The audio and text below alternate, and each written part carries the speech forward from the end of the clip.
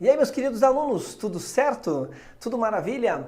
Bom, aula passada falamos bastante coisas diferentes, coisas novas sobre o Simple Present e basicamente a gente tem que só cuidar com aquela tal daquela regrinha do S lá com os outros verbos. Mas falamos coisas importantes que vão caminhar conosco durante o nosso curso todo. Principalmente que o verbo to be é o cara, e ele é mesmo, né? E que no inglês nunca se repete duas vezes a mesma coisa, portanto, no Simple Present, veja, no Simple Present, ou eu usava o to be, ou eu usava o resto. Né?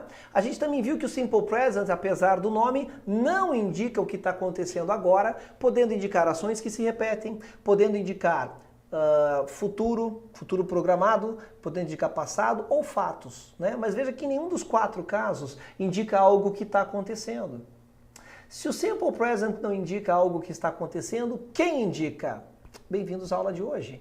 Hoje vamos falar de fato de um tempo verbal que fala daquilo que está acontecendo, que é o Present Continuous. Aí sim, tempos verbais chamados de continuous vão ter essa ideia de ação em andamento. Vamos dar uma olhadinha porque tem muita coisa importante para a gente falar hoje também. E aí olha só que importante, ó. Present Continuous. Posso dar uma dica já de cara? Olha só, de cara. Toda vez que eu tiver a palavra continuous, esse cara aqui tem que aparecer na minha estrutura. Todos os tempos verbais chamados de continuous tem esse carinha aqui. Legal? Agora vamos continuar aqui, ó. Olha o conceito dele. Também chamado de Present Progressive, você vai encontrar em alguns livros e alguns sites com esse nome, tá? Normalmente, o Present Continuous é usado para indicar uma ação que está acontecendo agora. Opa, achei o que eu queria, hein? Esse cara, sim, indica o que está acontecendo agora. E que ainda não acabou. Ele pode, entretanto, indicar outros tipos de ação. Lógico, né, gente? Para tudo. Se o Simple Present, que leva o nome de Simple, indicava quatro coisas diferentes, você acha que esse cara vai ficar atrás? Então, basicamente, ele é usado para dizer que algo está acontecendo, mas ele também poderá indicar outras coisas na frase. Daí a importância de uma aula como essa, para que você esteja preparado e na leitura do texto vislumbre esses outros significados. Vamos lá? Primeiro eu quero te mostrar qual é a carinha dele. E hoje a aula é mais tranquila porque ele tem uma similaridade visual e sonora com o português. Visualmente e na hora de ouvir ele se assemelha ao português. Quer ver? Olha só. Form. Toda vez que eu falo de form, eu estou falando de estrutura, legal? Estou falando de estrutura. Então, como é que eu monto essa estrutura chamada Present Continuous? Uma coisa a gente já sabe, vai ter um tal de ing ali, ing, certo? O Present Continuous é formado pelo verbo to be no presente, acrescido de outro verbo na forma do gerúndio. Pera aí, olha como foi importante ter visto o verbo to be na aula passada. Lembra que eu disse que o verbo to be cria tempos verbais? Ele é o cara que cria o Present Continuous. Agora olha só, você deve estar falando assim, ó, mas peraí, você falou na aula passada que ou eu uso to be ou eu uso outros verbos. Eu falei que ou você usa o to be no presente ou outros verbos no presente, que eu não posso repetir duas vezes a mesma coisa, ou o to be ou o resto. Junto não dá. O que dá é para usar o to be no presente com outro verbo de outra maneira. Então tá tudo certo, tá tudo válido, eu gosto de ser bem pontual no que eu falo pra gente não cair em contradição. E tá tudo certo. Dá uma olhadinha aqui, ó. Ele é formado pelo verbo to be no presente. Mas eu já sei quem é o verbo to be no presente. Eu estudei com o tio Rê na aula passada. É o am, ou is, ou are. E o que é gerúndio? Elaiá, que eu também odiava quando era aluno, essas formas, esses nomes gramaticais, né? Na verdade a gente acaba tendo que saber, mas a gente nunca gosta muito. Gente, vai pelo som. Vai pelo som. Ó, gerúndio. Para falar a palavra gerúndio, você estica ela. Gerúndio. É um macete bobo, mas funciona. Gerúndio. Então você estica o verbo, fazendo, lendo, estudando, escutando. Gerúndio é esticar o verbo. E sabe como que eu dou essa esticada no inglês? Com esse carinha aqui, ó, com esse ing. Então nada mais é do que eu escolher um verbo to be e pegar um outro verbo e jogar isso aqui nele. Daí eu vou estar fazendo o gerúndio. Vamos ver que fica mais fácil? Tá aqui, ó. A fórmula do Present Continuous nada mais é do que o quê? Do que você ter o verbo to be no presente mais outro verbo no gerúndio. Olha aqui o verbo to be no presente. Quem vai ser ele?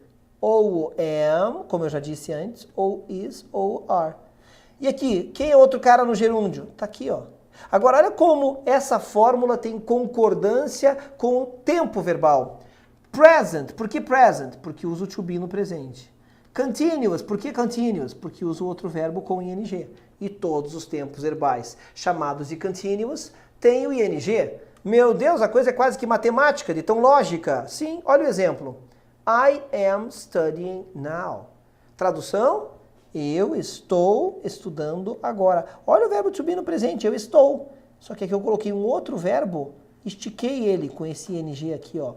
Eu estou estudando agora. Então você tem aqui, ó, os elementos que compõem essa estrutura. E aí, gente, olha que molezinho que eu vou te dizer que é importante. Qualquer estrutura verbal no inglês formada por dois verbos, ó, 1, 2, tá vendo aqui, ó? 1, 2. Não importa. Qualquer estrutura no inglês formada por dois ou mais verbos, para fazer negativa e pergunta, só mexe no primeiro. Se tiver 3 verbos juntos, só mexe no primeiro. Se tiver 4 verbos juntos, só mexe no primeiro. Toda vez que tiver uma estrutura verbal formada por 2 ou mais verbos, para fazer negativa e pergunta, só mexe no primeiro. Dá uma olhadinha aqui, ó. Form, continuamos falando de estrutura. Vamos ver? Primeira frase. My father is working now. Note que agora, olha aqui, ó. Meu pai está trabalhando agora. Está, verbo to be no presente, trabalhando. Então, é uma ação em andamento, não é verdade? Só que agora, dá uma olhadinha aqui, ó. Eu tenho 2 verbos. 1, 2. E para fazer negativa? Só mexe no primeiro. Coincidentemente é o verbo to be, que é o cara mais importante da língua inglesa, que faz tudo sozinho, certo? Então olha só, para fazer negativa, só joguei o is, virou isn't. My father isn't working now, né? Ó, meu pai não está trabalhando agora. E para fazer pergunta, em toda pergunta no inglês alguma coisa passa pela frente. Mas como essa estrutura verbal é formada por 2 verbos, 1, 2, só passa o primeiro para frente. Ó como é que ficou aqui embaixo. Is my father working now? Ó, meu pai está trabalhando agora? E como a gente já sabe, essa pergunta, o meu pai está trabalhando agora, é uma pergunta que a gente chama de yes, no question. O que isso quer dizer? Uma pergunta de sim ou não. Uma pergunta em que a resposta é somente sim ou não. Mas a gente sabe então que ela é uma pergunta básica. Toda pergunta complexa nasce de uma pergunta básica. Ó, mesma estrutura. Isso aqui está aqui dentro. Basta colocar ali na frente um pronome interrogativo. Por exemplo, why is my father working? Por que meu pai está trabalhando? Posso melhorar essa pergunta? Daí eu vou trocando esse cara aqui, ó, com a mesma estruturazinha, vão nascendo perguntas diferentes. Então, se você entendeu como eu chego até aqui, você faz quantas perguntas você quiser, porque a partir da mesma estrutura, basta colocar ali na frente pronomes interrogativos. Why is my father working? Por que meu pai está trabalhando? Ou então, when is my father working? Quando meu pai trabalhará? Ou where is my father working? Onde ele está trabalhando ou onde ele trabalhará? Você já está vendo que eu já estou mudando o significado disso aqui, né? Já chegamos lá, já chegamos lá. E aí, gente, o uso é realmente importante. Então, normalmente, o present continuous indica essa coisa que está acontecendo. E aí você pode fazer essa tradução literal, né? Verbo to be, ser ou estar, e o outro verbo eu coloco no gerúndio e dou essa esticada. Então, algo que está acontecendo. Normalmente, funciona isso, tá?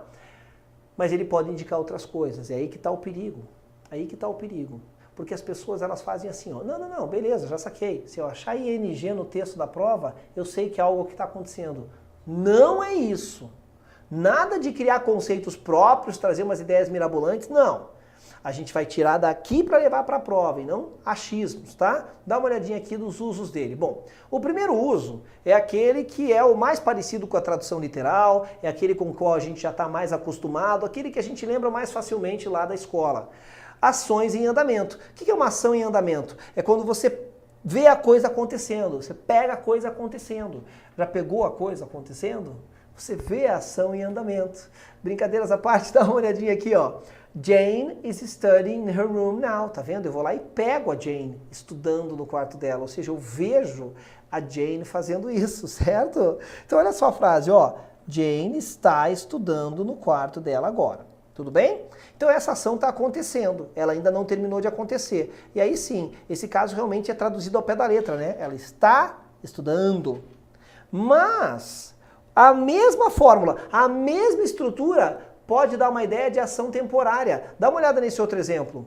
I am living with some friends until the end of the month. Eu estou morando com alguns amigos até o final do mês. Significa que quando o mês acabar, esta ação também vai acabar. Então, ações temporárias são aquelas que têm prazo para acabar. É isso, gente. Ó, que lindo. É isso. Então, veja que não é exatamente o primeiro caso. Aqui não tem nada acontecendo nessa frase. Inclusive, quando eu digo que eu estou morando com alguns amigos este mês, não significa que eu estou lá na casa agora morando, né? Se é que dá para usar desse jeito o verbo morar. Entende? Não. Está dando a ideia de que é por um tempo, temporário. Olha o próximo caso. Ah, pare, tio, repare. Você está querendo me dizer que essa estrutura pode indicar futuro? Pode. Só que aqui o futuro é planejado. Lá no Simple Present, nosso encontro passado, o Simple Present indicava futuro programado. E programado não é planejado por inglês. Futuro programado era aquele da aula passada, era aquele que não dependia da vontade da pessoa. Ora, se futuro programado é o que não depende da minha vontade, esse de hoje, futuro planejado, é aquele que depende da vontade da pessoa. Pode anotar. Então esse cara aqui é o futuro que depende da vontade da pessoa. Você pode estar falando, ah, mas isso é muito subjetivo. Mas claro, estou falando de linguagem, de língua inglesa. É altamente subjetivo. Linguagens servem para isso. É cheio de mensagens, o próprio português. Né? A gente tem desde mensagens subliminares, ambiguidades, duplos sentidos, subjetividades. É normal. Né? Então olha esse exemplo. We are traveling to London next month. Aqui eu não posso traduzir nós estamos viajando. A tradução é mais generalizada. Nós viajaremos para Londres mês que vem. Next month. Então você começa a perceber que eu dependo do que vem no final da frase para saber o que efetivamente está sendo dito antes. Olha que louco! Isso é muito legal.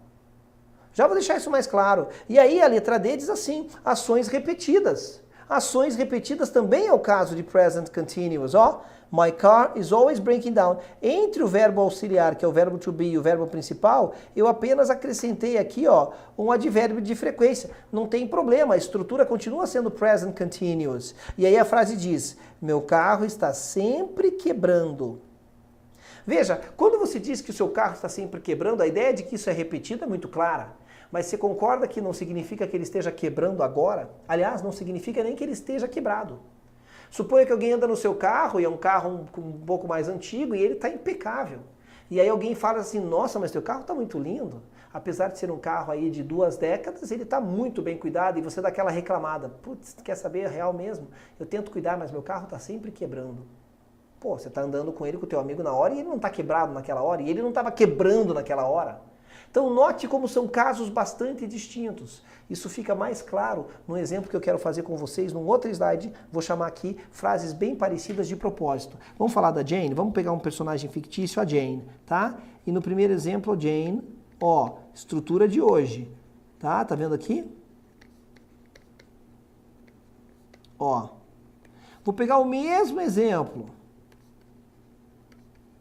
Ó que importante isso. E vou mudar o final. Olha que importante isso.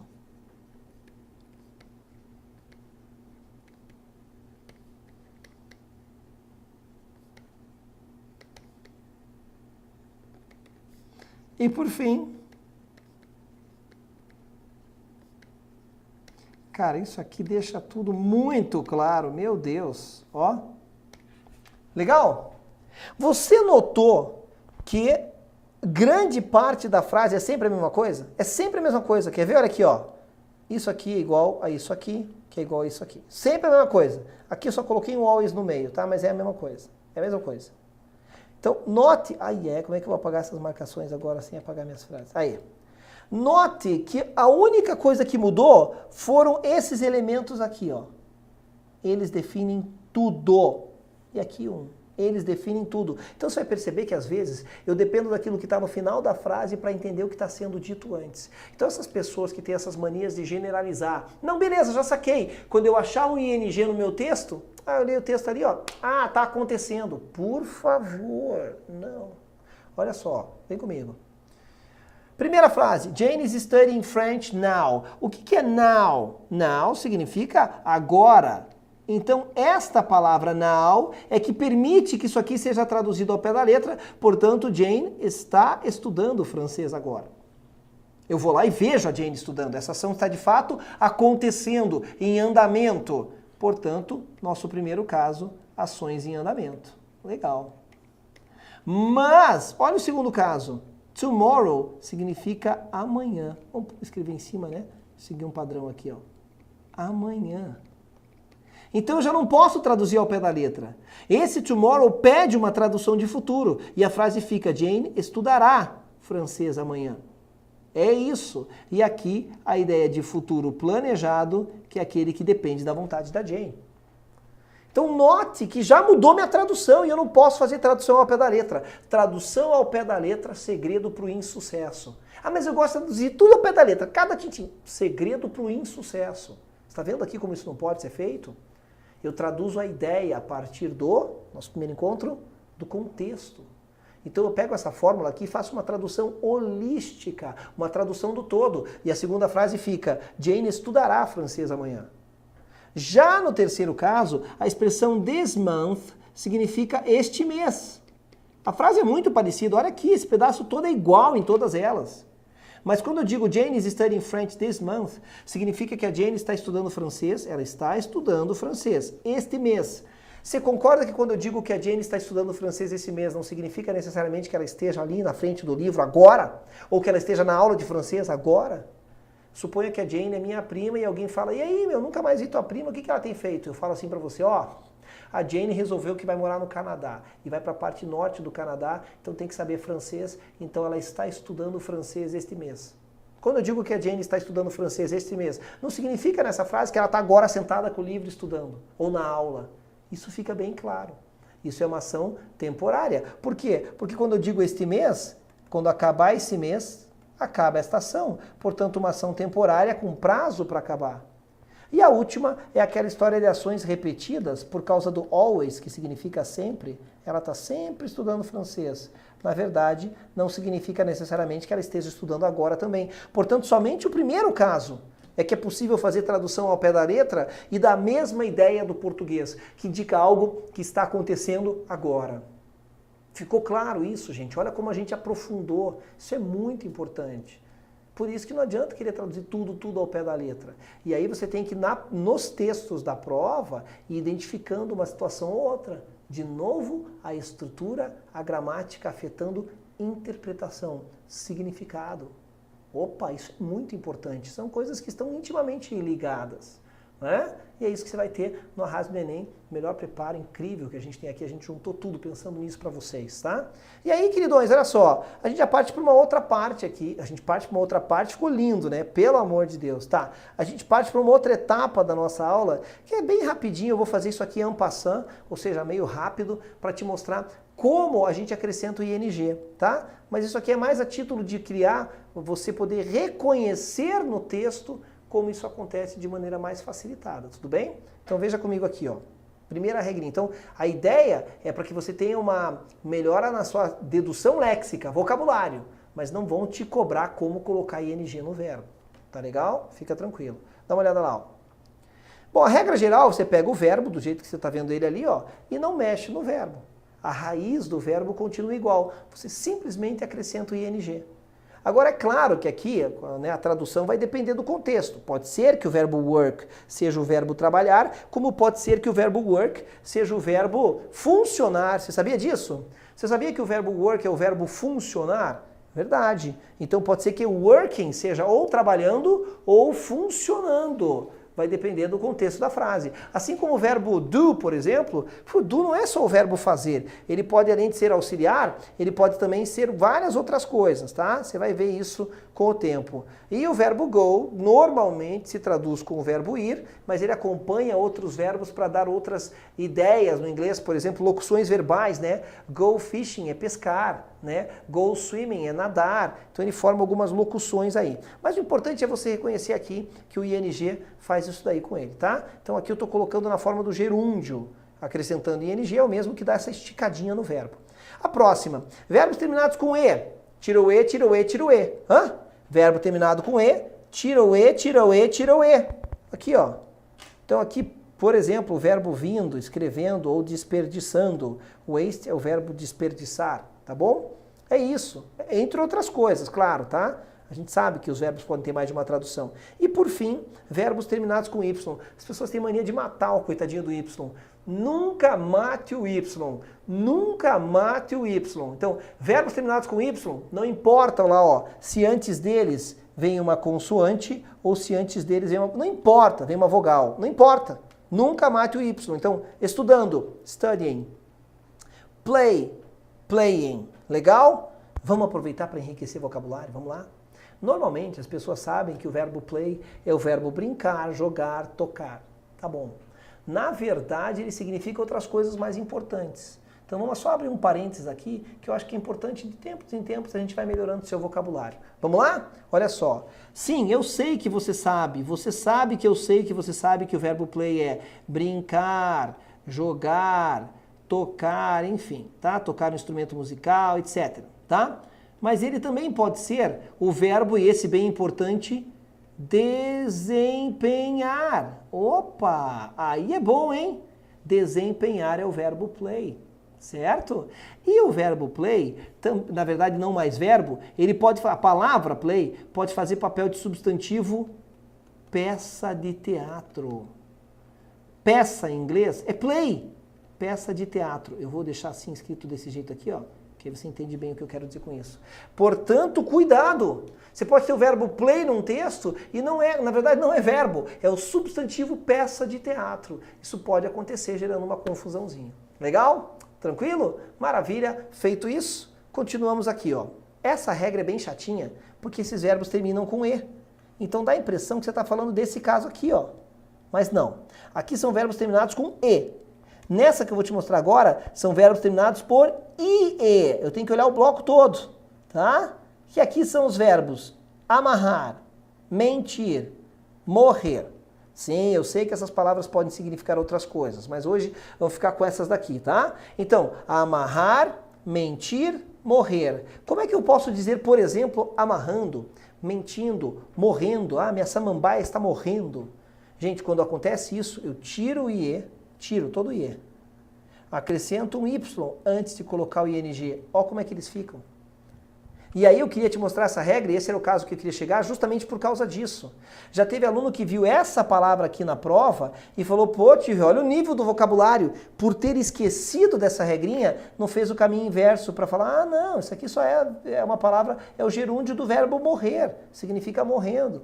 Então o objetivo de eu ter lhe mostrado como eu acrescento ING, acima de tudo, é para você fazer o caminho inverso e às vezes perceber que você não está diante de uma palavra nova, que era algo que você já conhecia. Tá legal? Por fim, nesse slide aqui, a gente tem aí essa questão dos verbos monossílabos ou de sílabos oxítonos, terminados em consoante, vogal, consoante. O que eu estou querendo dizer com isso?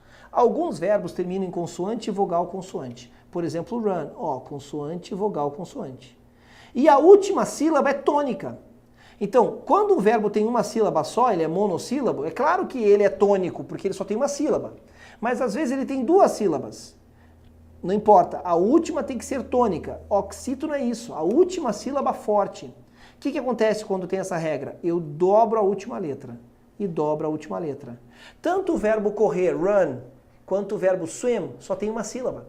Ó, é um som só. Em inglês eu separo em sílabas pelo som. Run ou swim. Então se ele só tem uma sílaba, é claro que a própria palavra é a sílaba forte. Então respeitou os dois critérios. Terminou em consoante, vogal, consoante e terminou em sílaba tônica porque só tinha uma sílaba. Quando isso acontece, eu dobro a última letra antes de colocar o ING. Já no caso do verbo open, são duas sílabas, open. Ele termina em consoante, vogal, consoante, mas a primeira sílaba que é forte, ó, open, open. Ninguém fala open, open. Não, a gente fala open. Visit. Quando é a primeira sílaba que é tônica, essa regra não vale. E é isso que está sendo pontuado aqui, ó. No caso de open e de visit, eu não dobrei a última letra, porque a primeira sílaba aqui é forte. E não, para dobrar, a última tem que ser forte também. Bem na real, isso aqui é só uma regrinha que eu tenho que falar para vocês, ninguém vai cobrar essa história, já vem pronto no teu texto, escrito bonitinho, certinho. Eles cobram interpretação, mas é para não dizer que não falei das flores, tudo bem? Então é bem simples, o verbo terminou em consoante, vogal consoante e terminou em sílaba forte, tônica, na pronúncia mesmo, você tem que dobrar a última letra antes de colocar o ing. Não basta só terminar em consoante, vogal consoante, tem que terminar com sílaba forte. Certo? E aí a parte mais importante da nossa aula chegando agora. Eu comentei em alguns outros momentos durante a nossa aula, né? Que alguns alunos, algumas pessoas têm mania de querer criar as próprias regras e generalizar. Não, já saquei, tio Rê. Passo o olho no texto. Se eu vejo ali os ing, é coisa que está acontecendo. Bom, no próprio uso do present continuous, a gente viu que não é assim, né? Que nem sempre o ing indica algo que está acontecendo e aquela parte dos usos é a mais importante.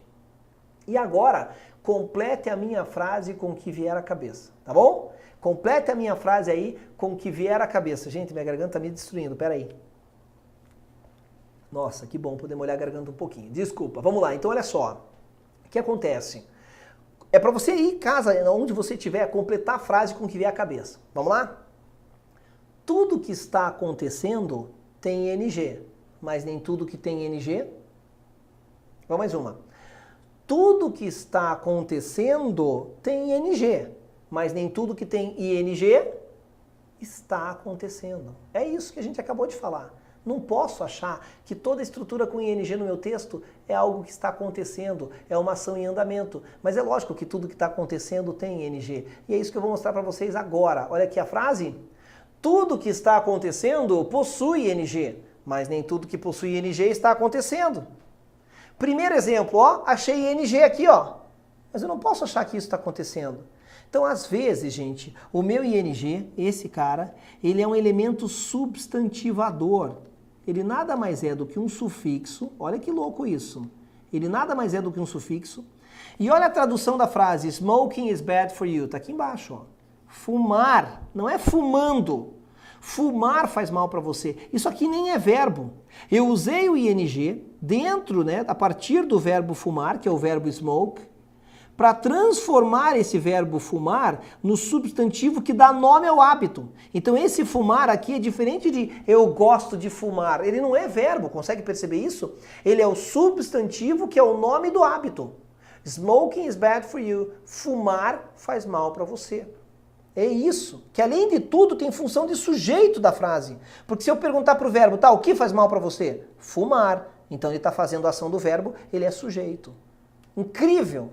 Então olha que interessante, eu não quero que você decore todas essas regras, mas perceba que esse ing aqui, ó, está sendo traduzido assim, fumar. E ele não é verbo. O importante é apenas você identificar que ali não tem nada acontecendo.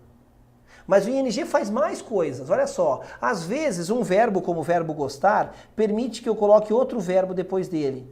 E o like permite que eu coloque esse outro verbo no gerúndio, com ing. Mas olha a tradução dele. I like dancing não é eu gosto dançando. Gosta do que dançando? Não, tá ali a tradução ali embaixo. I like dancing é exatamente a mesma coisa que I like to dance, que é exatamente isso aqui, as duas frases. Eu gosto de dançar. Sabe o nome disso? Gerúndio com sentido de infinitivo. É um gerúndio, tá ali o ing, mas que a tradução é infinitivo.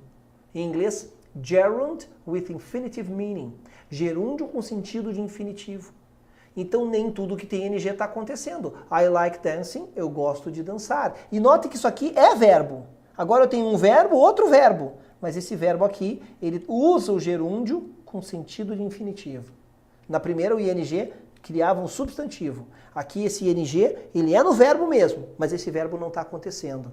Caraca, isso é muito legal! Fica tranquilo que eu repito isso várias vezes, tá? Sou bem chato nesse ponto. Você vai decorar de um jeito ou de outro isso. Olha a próxima. I am interested in learning French. Estou interessado em aprender francês. Olha o learning, como é que foi traduzido aqui, ó. Toda vez que você tiver um verbo, que é o verbo learn, aprender, imediatamente após uma preposição. In é uma preposição. Essa é uma regra que não tem exceção alguma no inglês. Todo verbo que venha imediatamente depois de uma preposição, do ladinho, ele tem que ter ing. E ele não é algo que está acontecendo. Verbo após preposição ing. Essa regra não tem exceção absolutamente alguma no inglês inteiro. Não tem. To he. O que é uma preposição? Definição do to he. Preposição é toda e qualquer palavra pequena, sem tradução exata, que serve para encher o nosso saco. Por isso que americano também erra. Sabe o que é uma preposição? On, in, at, for, about, within, under. Ah, isso aqui não acaba nunca, nem vamos perder tempo, tá? Digita depois no Google lá, preposições em inglês. Você vai ver como os usos são muito variados. Meu Deus, é muito extenso, tá? Por isso que americano também erra o uso, fica tranquilo. Tá aqui uma preposiçãozinha in. E ó, estou interessado em aprender. O ing foi forçado aqui pela preposição. Essa é uma regra que não tem exceção. Verbo após preposição tem ing. Você viu a traduçãozinha como é que ficou? De infinitivo. E finalmente, último caso. It's a boring movie. Peraí, aqui vamos seguir o padrão da garota bonita. Toda vez que você tiver dúvidas com relação à ordem das palavras, lembre-se da garota bonita. Ô tio Rio, o que você está falando? É porque todo mundo sabe dizer garota bonita em inglês. Beautiful girl. Então todo mundo sabe que no inglês, olha aqui, no inglês, aqui eu estou falando de garota, o que vem na frente define que tipo de garota é. Portanto, é um adjetivo. Aquilo que dá qualidade é um adjetivo. No português eu falo garota bonita. O meu garota vem antes, o meu bonita vem depois. Mas é que no inglês o adjetivo vem antes. No inglês o adjetivo vem antes. E você já sabia disso. Adjetivo vem antes do substantivo. É só lembrar da garota bonita. Então dá uma olhadinha agora aqui, ó. Aqui eu estou falando de filme. O que vem na frente define que tipo de filme é. It's a boring movie. É um filme chato. O ing, aqui, esse ing é um elemento... Como é que eu vou marcar aqui agora para não atrapalhar? Esse ing é um elemento adjetivador. Ele cria adjetivos. Por exemplo, a palavra interest, né, que é interesse, não gera a palavra interesting, que o americano fala interesting. Ó, interessante. É um adjetivo. Então, às vezes, o ing não é nada que esteja acontecendo, é apenas um adjetivo. Eu não quero que você decore todos esses casos, eu quero que você saiba, em suma, isso, que nem tudo que tem ing está acontecendo no seu texto. E acredite, a maior parte dos INGs que você encontrar em todos os textos não será algo que está acontecendo. Tá certo? E claro, eu vou repetir isso aqui todas as vezes que isso acontecer. Por hoje, era isso que eu tinha para lhe mostrar. Espero ter agregado bastante. Foi um prazerzaço poder falar sobre esse assunto com vocês. Vejo vocês no nosso próximo encontro. Não esquece de dar aquela curtida na aula. Um grande abraço a todos e bom estudo. Até a próxima, gente. Tchau, tchau.